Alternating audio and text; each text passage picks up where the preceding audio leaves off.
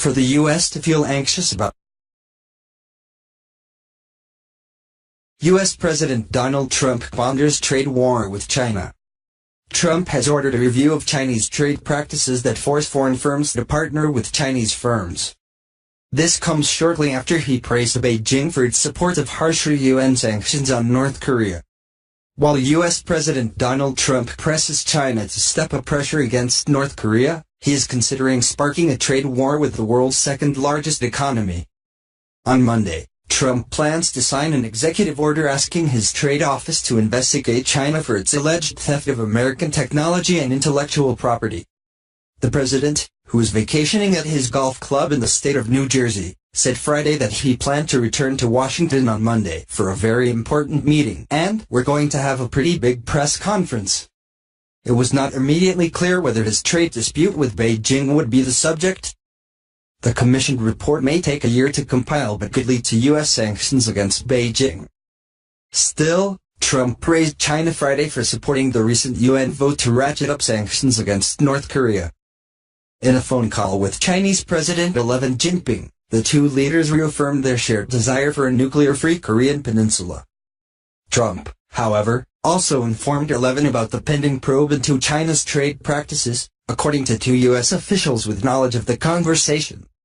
They spoke on condition of anonymity as they were not authorized to discuss the private call.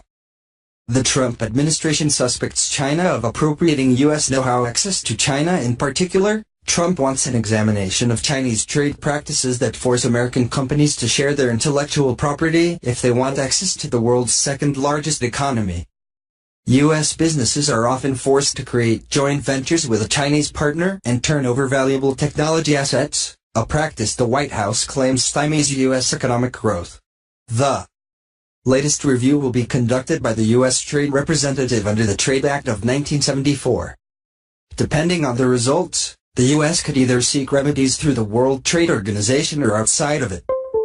China under U.S. scrutiny. China also funds and facilitates the acquisition of U.S. firms that possess advanced technologies, U.S. officials said.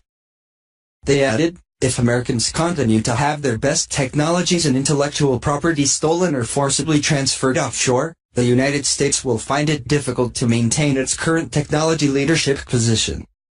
Chinese commercial policy aimed to acquire and absorb the intellectual property of the United States and other countries around the world, according to the officials. China's Foreign and Commerce ministries did not immediately respond to requests for comment Sunday. The Trump administration is already investigating Chinese commercial practices on several fronts, notably whether steel and aluminum imports were jeopardizing national security. On Tuesday, Washington announced preliminary sanctions against imports of Chinese aluminum foil. Big/TJ, AP, China and the U.S. are moving closer to a trade war. Many policymakers in the U.S. Capitol today say carrots are useless when it comes to dealing with China. Republicans and Democrats now are wielding sticks. China's activities in the U.S. are worrying many American policymakers, who believe that Chinese investments are giving Beijing a strategic foreign policy advantage. This tension could lead to more overt, widespread hostilities on the economic front. U.S. President Donald Trump's mantra before and since his tour of Asia earlier this month touted the need for countries to accept each other's unique characteristics to ensure prosperity for the world's great civilizations. The message of harmony might have offset discord caused by Trump's harsh criticism of multilateral trade and investment deals during the trip. When it comes to civilization, however, the course in Washington appears set for a clash rather than cooperation and mutual respect. Amid a push by lawmakers to apply greater scrutiny to Chinese investments in the U.S., multiple investigations launched by Trump's administration targeting China threatened to destabilize Sino-U.S. close economic and cultural ties, which have underpinned prosperity for the Asia-Pacific region for decades, trade officials and analysts interviewed by the South China Morning Post said. At one time, a Washington consensus had assumed closer economic integration with China would encourage Beijing to open its markets and provide greater opportunities for foreign companies. That agreement has now changed. Many policymakers in the U.S. Capitol today say carrots are useless when it comes to dealing with China. Republicans and Democrats now are wielding sticks. But EFA, China's former Vice Minister of Foreign Affairs, said U.S. lawmakers should listen to all segments of the American people, not just the Defense Department. We understand there are some strategic concerns about China, but we should not be hijacked by this extreme thinking, he said. The former diplomat was referring to a recently declassified U.S. Defense Department study that mobilized lawmakers on both sides of the aisle with its assertion that China's investment activity in the U.S. will directly enable key means of foreign military advantage.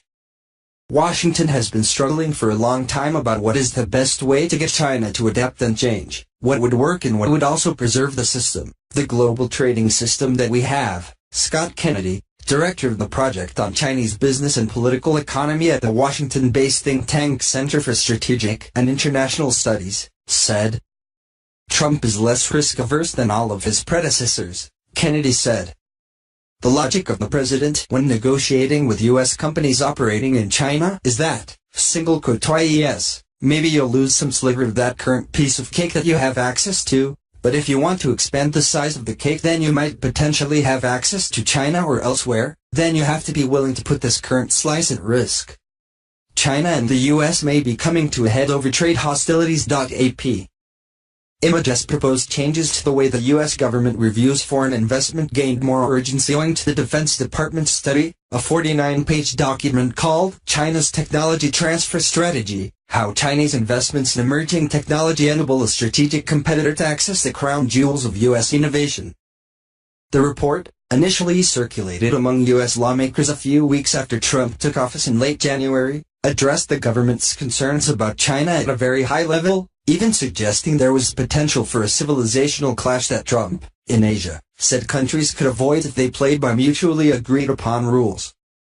The Foreign Investment Risk Review Modernization Act, co-authored by Senate Majority Whip John Cornyn, a Republican, and Dianne Feinstein, a senior Democrat, has brought support in Congress. If enacted, the legislation would expand foreign investment review procedures overseen by the Committee on Foreign Investment in the United States, CFIUS, which is chaired by the Treasury Secretary and seeks input from the Departments of Defense and Homeland Security. Significant changes to the CFIUS review process include giving it authority to review all non-passive investments by foreign entities and suspend pending transactions and impose new conditions, retroactively, on completed transactions.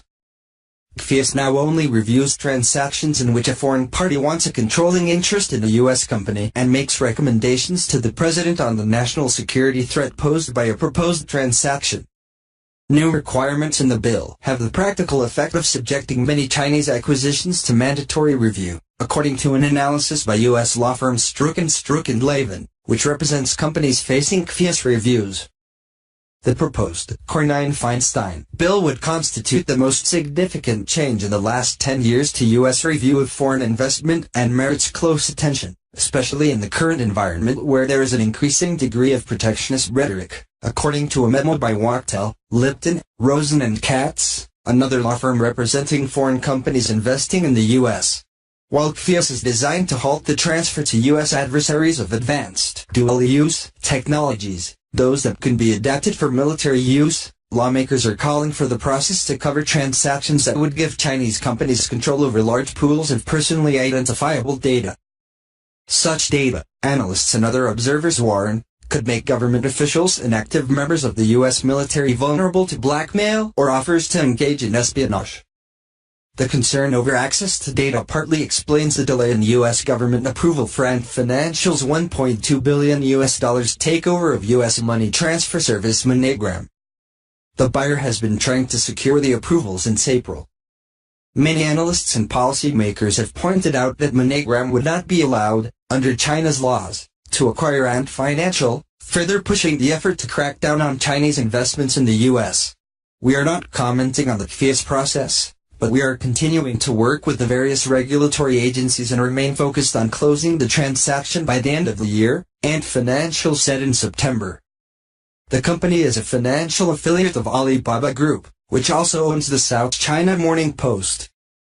Other threats to the U.S.-China economic relationship include an investigation under Section 301 of the U.S. Trade Act of 1974 into Chinese regulations that force U.S. companies operating in China to transfer technology and intellectual property rights to local business partners.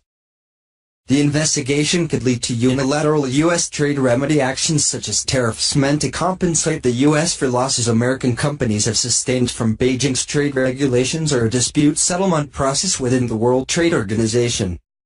The outstanding question is, after the investigation concludes, if there are adverse findings, how our government handles these findings, whether they go forward with consultations to resolve the problem, or go with a dispute settlement in the tow, or take unilateral actions like sanctions against China, said Anna Ashton, Director of Business Advisory Services at the Washington-based U.S.-China Business Council.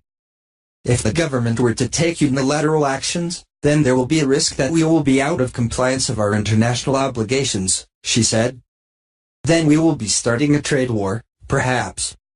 The People's Republic of China flag and the U.S. Stars and Stripes fly along Pennsylvania Avenue near the U.S. Capitol in Washington. Reuters/Hianguankang. In addition to CFIUS legislation and the Section 301 investigation, the U.S. Commerce Department since March has been looking into the impact on national security of imports of steel and aluminum, an initiative aimed at imports from China more than any other country. Commenting on these investigations in July, Trump said of China, "They're dumping steel and destroying our steel industry. They've been doing it for decades, and them stopping it. It'll stop. There are two ways, quotas and tariffs. Maybe I'll do both." Since Trump returned to Washington, there's been no official effort on the part of China to defuse the concerns behind Cornyn and Feinstein's bill or the government investigations.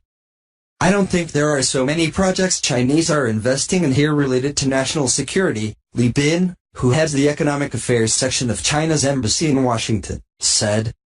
In the past there were a few cases but not many. Recommendations by the U.S. Congress to strengthen the CFIUS examinations or assessments of Chinese investments, they are not very constructive. The Counselor for Economic Affairs urged Chinese enterprises and CFIUS to engage more often in discussions that would reveal more about the nature of a project and its intentions.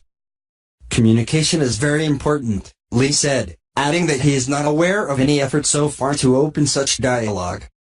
Spokesman for the U.S. chapter of the China General Chamber of Commerce, which represents more than 1,500 mainland Chinese enterprises operating in the country, said they could not find any CGCC members to comment on possible changes to CFIUS or other potential trade action by the U.S. against China. The Chinese don't want to be seen as directly lobbying on American legislation, CSIS's Scott Kennedy said.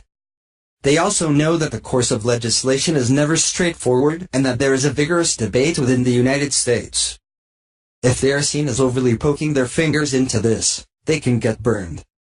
Still, China has many options when it comes to retaliation, and analysts expect Beijing to use them.